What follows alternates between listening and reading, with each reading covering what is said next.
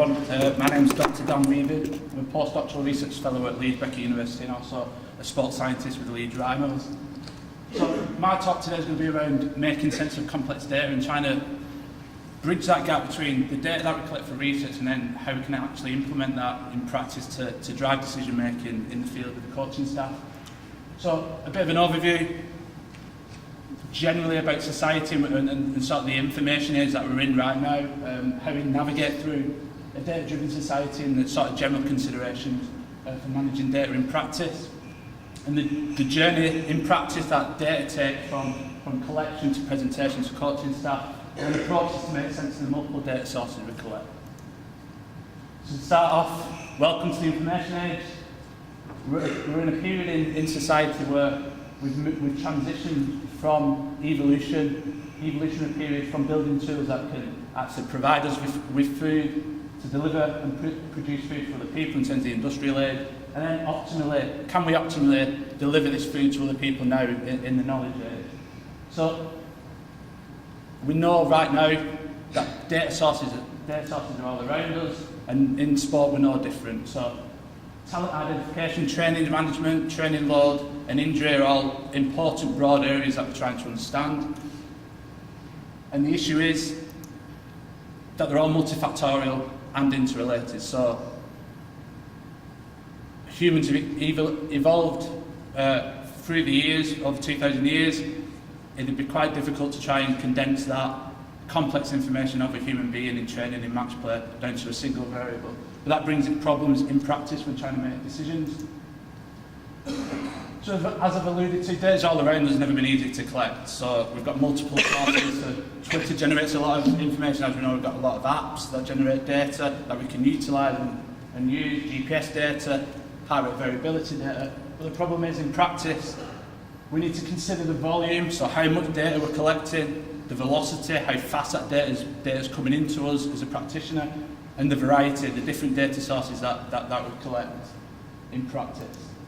So just to give an example, a bit of an extreme example, non-sport related, the estimated volume of global internet traffic data is that number. I'm not going to try and pronounce it, but I'll tell you the word of it at the end. This was my face when I saw that number, very big.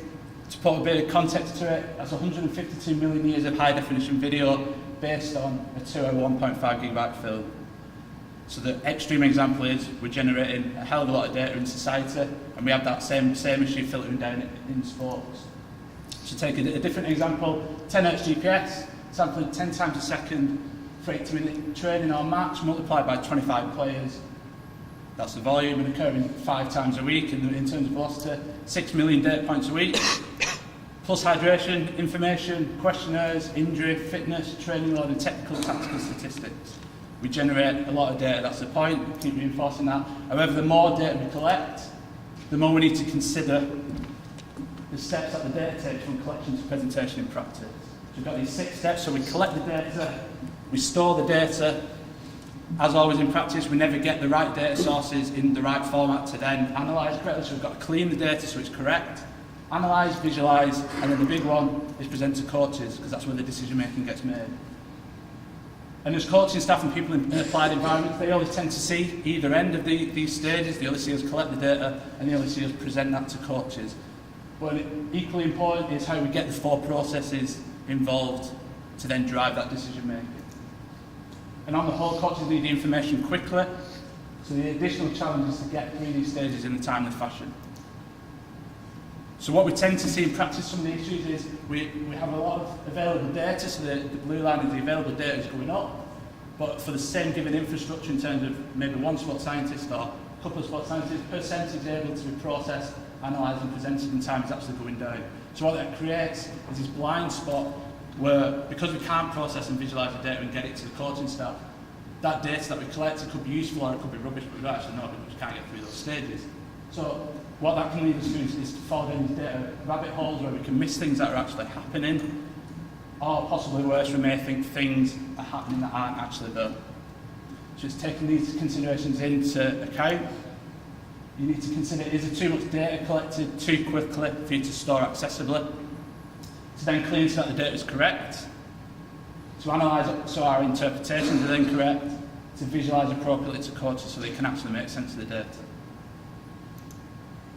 And if we struggle to provide the right conclusions from the data at the right time in the best format, we end up with these two paths eventually in practice where if we can't provide the data in the right time, coaches may lose confidence in data, so therefore they don't use it to make decisions, or they eventually don't collect it all. Or the optimal side, the angel side, where we want to get to as sports scientists, obviously, because we love data to drive decisions, is we either improve our infrastructures to pass through the 6 stages quickly, or we adjust our data collection accordingly. And that filters right down through the levels. If you're on your own and you're struggling to process and get the data to make decisions, try and think of the ways and approaches in which you can reduce that data down to still get it through the 6 stages to make decisions with. So therefore, try and avoid draining data. That's me sometimes when trying to manage multiple data sources. And before collecting additional data, consider whether you have the infrastructure in place to support the volume, velocity and variety of the data that you collect. So that's the first consideration. Now moving on to some of the approaches that we've used in research and translating that into practice in terms of reducing data to understand the multiple measures that we collect. So remember, we collect these broad areas, injury, training, performance, are all multifactorial yet interrelated. So that interrelation can create problems when we're making decisions. So it's trying to come up with approaches in which we can reduce these data down while still retaining the information that these multiple data sources give us. So this is a recent study, it's unpublished at the minute, where we're looking within an individual and using a data reduction technique, do 4 common training load measures, which were total distance, so the amount of distance that you cover, player load, which is an accelerometer drive measure which adds up the forces in 3 directions, so it can take into account collision activity, high-speed distance, so the distance covered above a certain threshold, which was individualised for each player, and session RPE, which we've had a lot of discussion over. So we wanted to find out, do these 4 common training load measures provide similar or distinct information during field-based skills training and professional union players? And what we found is that for each individual, 3 of the 4 methods together explained up to 70% of the whole information provided by all 4 measures, which suggests that these measures could be used interchangeably. So we don't know there yet which measures tell us the same thing. So this figure here shows each player going along the axis and then the relationship of the individual measures to that 70% of information that's been reduced down through our data reduction technique. So what we found within an individual is that session RPE, player load and total distance had the strongest relationships with that 70%, and they all had similar relationships with that 70%, so we can infer that session RPE, player load and total distance within an individual, if one goes up, the other 2 measures tend to go up as well, and similarly if they go down, all the other measures go down. So therefore you could, in terms of reporting that to coaches, you might consider that you might be complex, adding your reporting to be more complex if you've added session RPE, play load and total distance to the report that you provide to coaches. But what about the other 30%?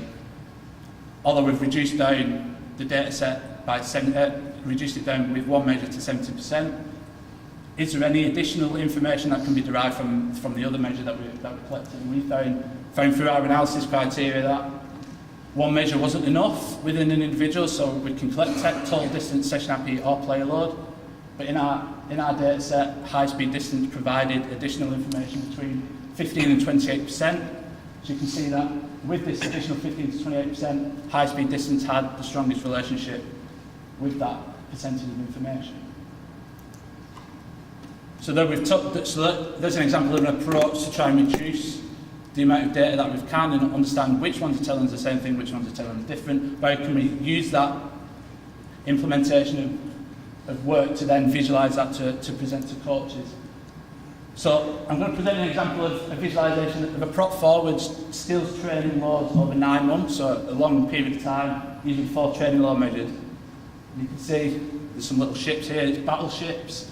So if you think of battleships in terms of how you interpret this figure to start with, player load, session RPE, total distance, we'll consider this the overall load, so you have to repeat the 3 measures. So if your overall load moves from A to H, that means your overall load is increasing. Similarly with high speed distance, you go from 1 to 8, so up.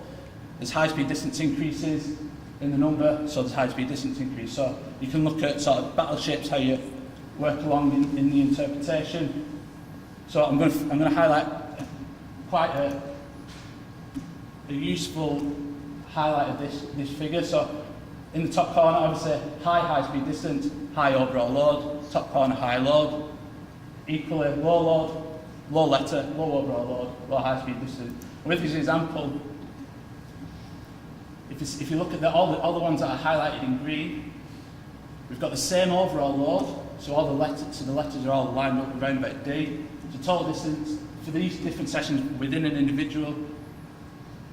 If we just use session RPE, this measure will be telling us that those skill sessions give us the same load. But when we take into account high speed distance, you can see moving up and down the scale. Those skill sessions actually give us totally different high speed distance demands. So therefore, can we infer that those responses in the days later after training, fatigue, and other, how we're providing the right exposure, was they actually the same? So we've reduced about 250 data points down into this little data set, which explains sort of 90% of the information, and then visualise that to coaches.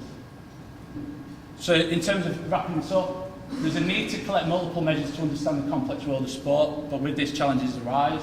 So before collecting additional data in any walk of practice, consider whether you have an appropriate infrastructure in place to get the data through its journey from collection to presentation. Because if you just collect data, you can't make decision making from it because you can't analyse it appropriately and clean it. So it's important to collect what you can manage to get through those 6 stages, and acknowledge that whilst multiple measures are needed because the world of sport and all the different areas that we're trying to collect are really complex, the interrelationships between longitudinal data means the challenge is to find out which ones provide similar or distinct information for the areas that we're trying to understand. Thanks for listening. And the number, actually, I had to Google this to convert the number into an actual word. The volume of internet traffic is 1 septillion bytes, which I didn't even know that word existed. And some of this work, especially the visualisation and the data reduction technique, are based off a previous paper that I've published, and we've got a couple in press at the minute. So if you want to find out more detail about the data reduction technique, that paper's there for your reference. Thanks for listening.